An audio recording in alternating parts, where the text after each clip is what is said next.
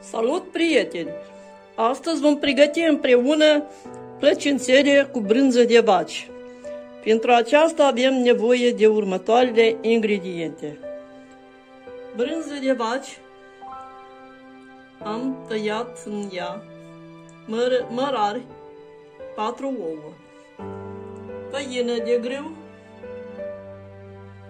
lapte, un pahar de lapte, ulei, zahăr, drojdie și sare. Între timp, aluatul nostru este pregătit, rămâne să-l punem la crescut pe jumătate de oră. Jumătate de oră, aluatul trebuie să se odihnească.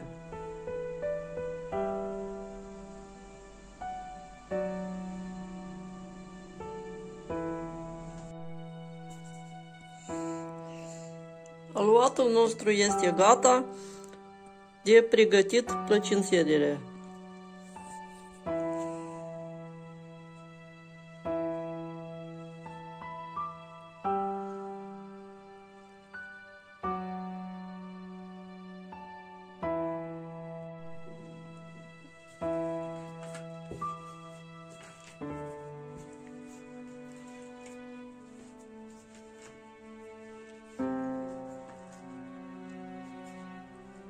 Aluatul s-a primit super, se întinde bine,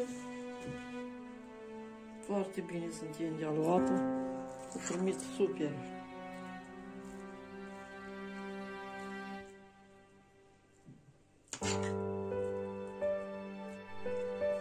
Plăcințelele noastre sunt gata, le dat în cuptor, le ungem cu ou și le dăm la cuptor.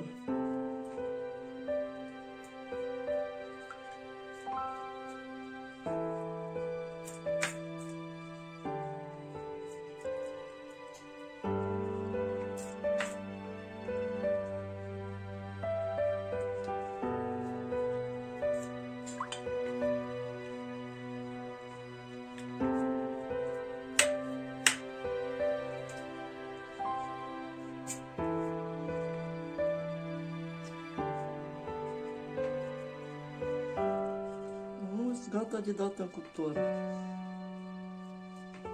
Cuptorul s-a încălzit și le dăm în cuptor.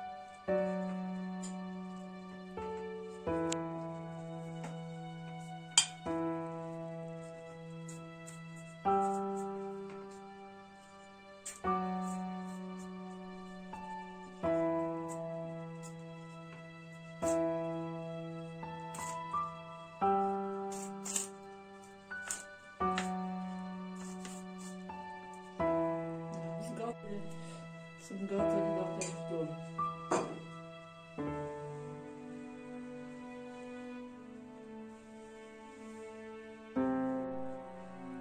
Plăcințelele noastre s-au copt, numai ce le-am scos de la cuptor.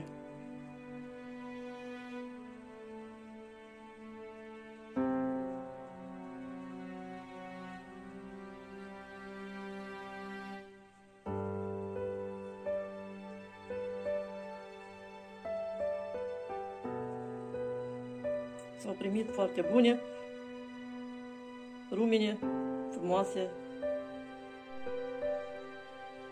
Plăcințelele noastre s-au copt, s-au primit foarte bune și aromate, au o aromă plăcută de mărar,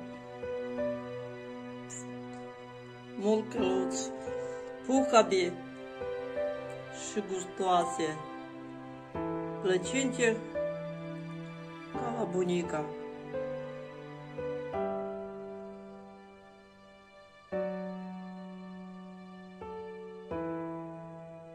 Foarte bune s-au primit, se topesc în gură.